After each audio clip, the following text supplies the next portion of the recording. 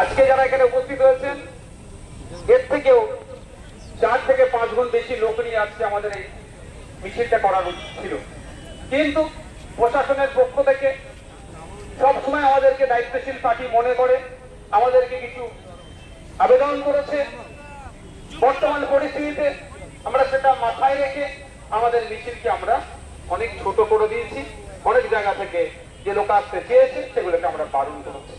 প্রশাসন বন্ধুদের উদ্দেশ্যে বলবো, আমরা সদা সর্বদাই আমাদের প্রশাসনকে আমরা সম্মান দিয়ে তাদের কৃতকার্যের যে বৈচিত্র্যপূর্ণ আছে সেইগুলোকে আমরা সম্মান দেওয়ার চেষ্টা করি।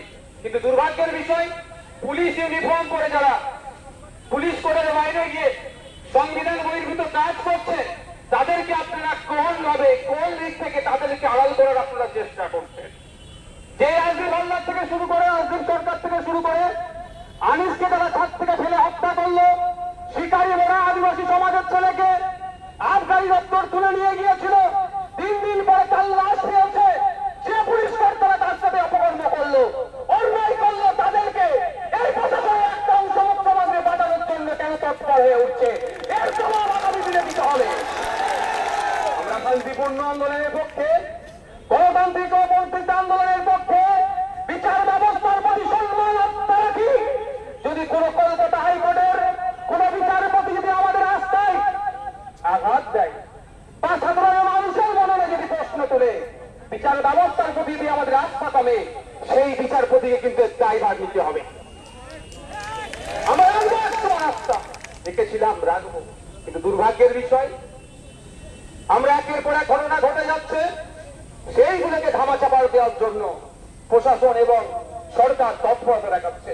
আমরা ভুলে যাচ্ছি না শিকারী মোড়ার ঘটনা, আমরা ভুলে যাচ্ছি না বিদ্যুৎ মন্ডলের ঘটনা, আমরা ভুলে যাচ্ছি না গত বছরে বারুইপুর পুলিশ ডিস্ট্রিক্টের আন্ডারে 1 সপ্তাহে 4টি যুবককে পিটিয়ে হত্যা করার অভিযোগ আছে।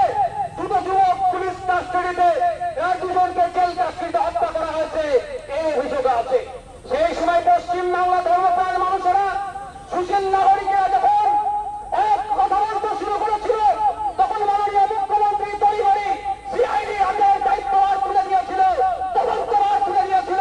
কিন্তু দুঃখের বিষয়, অপদস্থ পুলিশ মন্ত্রী সিআইডি এখনো পর্যন্ত তাদের 4জনকে হত্যা করা হয়েছে, যারা হত্যা করলো তাদের শাস্তির ব্যবস্থা করতে পারলো না। মুখ্যমন্ত্রী এখান থেকে ধিক্কার জানাচ্ছে। আমরা ভুলে যাচ্ছি না আনিস খানের কথা।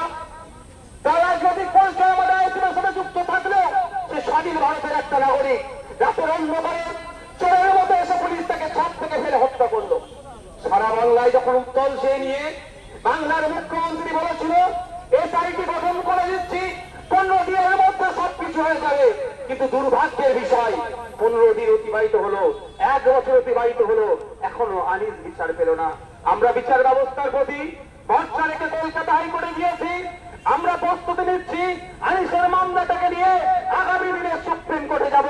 আর এখানে আবু সিদ্দিক হালদারের পক্ষকারীর লোকজন আছে, তাদের সাথেও কথা হয়েছে। যদি কলকাতা হাইকোর্ট থেকে আমরা নাই বিচার না পাই, ওই অর্ডারটাকে চ্যালেঞ্জ করে আমরাও সুপ্রিম কোর্টে যাব, তাদেরকে তারা সর্বোচ্চ শাস্তি দেওয়ার ব্যবস্থা করব। বন্ধুগণ, আমি আপনাদের বলে যাই, বর্তমান পরিস্থিতিকে সামনে রেখে চোখ কান খুলে রাখছি, যেমন এটাও ভুলে গেলে চলবে না। আপনারা যে বিষয় এসেছেন, মুখ্যমন্ত্রী বলছেন সংখ্যালঘু থেকে শুরু করে দরিদ্র থেকে শুরু করে আদিবাসীদের সব দিয়ে দিচ্ছি, কিন্তু দেখতে লাগবে কোন সময় সার্টিফিকেটকে কেড়ে নিয়ে তো কোন সময় জেলবন্দি করে পুলিশের মাধ্যমে এই পিছিয়ে বর্গের সম্প্রদায়ের উপর অত্যাচার নেমে আসছে। আজকে এটা শেষ নয়, এখান থেকে আমি মিডিয়ার মাধ্যমে, আইবির মাধ্যমে রাজ্যের মুখ্যমন্ত্রীকে বলতে চাই, চাল চোরদেরকে বাঁচানোর জন্য সুপ্রিম কোর্টে বড় বড় উকিল লাগান, আর ওবিসি সার্টিফিকেটকে পুনর্বহালের জন্য একটা পার্টি উকিলকে আপনি দাঁড় করিয়েছেন। আগামী 16 তারিখে যদি রাজ্যের পক্ষ থেকে সনাতন উকিল যদি সুপ্রিম কোর্টে দাঁড়ায়, 17 তারিখে রাজ্য সরকারকে বুঝিয়ে দেবো পশ্চিম বাংলার অফিসদেরকে নিয়ে। আপনারা অবাক হবে, এই চাল চোর ডাল চোর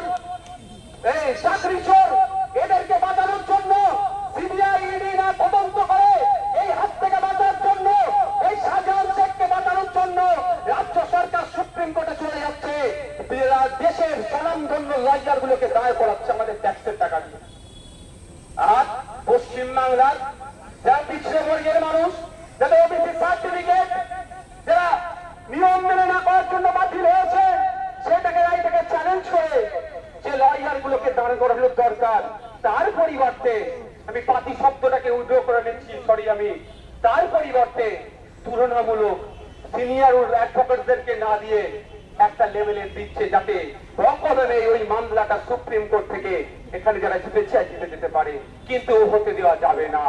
আপনাদের বলে রাখি, এই মুখ্যমন্ত্রী দ্বিচারিতার কথা সেই জন্যই মাথায় রেখে আমিও সুপ্রিম কোর্টে মামলার পার্টি হয়েছি। পশ্চিম বাংলার ওবিসি সার্টিফিকেট যা পেত তাদের নাই বিচার দেওয়ার জন্য। বন্ধুগণ, শুধু যে বিষয়ে এসেছেন আপনারা আজকে, সেই বিষয়ে বলেছে, আমি শুধু দুটো জিনিস অ্যাড করতে চাই। আজকে 22 বছরের তরতাজা ছেলে হোসেন মন্ডল, তার সে নাকি চুরি করেছে, এই অপবাদে তাকে পিটিয়ে হত্যা করা হলো। আচ্ছা বলেন, যদি কেউ চুরিও করে নেয়, অন্যায় করেছে নিশ্চিত ভাবে, তার জন্য প্রশাসন আছে, আইন আছে, বিচার ব্যবস্থা আছে, কিন্তু আমাদের হোসেন মন্ডলকে পিটিয়ে হত্যা করলো, এই সাহসটা পাচ্ছে কোথায়? সাহসটা পাচ্ছে আমার রাজ্যের প্রশাসনের যিনি প্রধান আছেন, সরকারের যিনি প্রধান আছেন, মাননীয় মুখ্যমন্ত্রীর জন্য। ইসরাত আলম, আমি তার বাড়িতে গিয়েছিলাম, 100 স্কয়ার ফুটের ঘর হবে না। আপনি অবাক হয়ে যাবেন যদি কেউ ওর বাড়িতে গিয়ে থাকেন, ভিডিও দেখে থাকেন। 100 স্কয়ার ফুটের খুব বেশি হলে ঘর হবে, সেখানে দুটো সন্তান, একটা ক্লাস 5-এ পড়ে, একটা ক্লাস 1 না 2-তে পড়ে, পরিবারকে নিয়ে থাকে, তারও চোরের অপরাধে হত্যা করা হলো, তাকে পিটিয়ে মেরে দেওয়া হলো। একের পর এক রাজ্যতে গণপিটুনি বেড়ে যাচ্ছে, কিন্তু অপদার্থ সরকারের কোনো শব্দ খরচ করছে না। তাই এখান থেকে জানিয়ে দিতে চাই, রাজ্য সরকারকে অবিলম্বে বিধানসভায় স্পেশাল বিধানসভা ডেকে এই গণপিটুনি রোধের জন্য সর্বোচ্চ শাস্তির ব্যবস্থা করে বিলকে পাস করানো হোক, সেখানে নওশাদ সিদ্দিকী সরকারের পক্ষে দাঁড়াবে। যদি না পারে আমাদেরকে বুঝে দিতে হবে। পারবেন তো নাকি?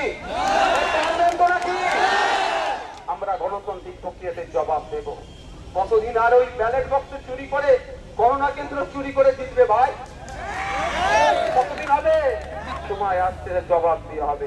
বন্ধুগণ, যারা উপস্থিত হয়েছেন, আমি আপনাদের কাছে অনুরোধ করব, আমি আপনাদের কাছে অনুরোধ করব যে আপনারা যেমন ধীর ভাবে ইন্ডিয়ান সেকুলার ফ্রন্টে দেখানো পথ অনুসরণ করে ধৈর্য শৃঙ্খলা বজায় রেখে আজকের আমাদের মিছিলে অংশগ্রহণ করেছেন।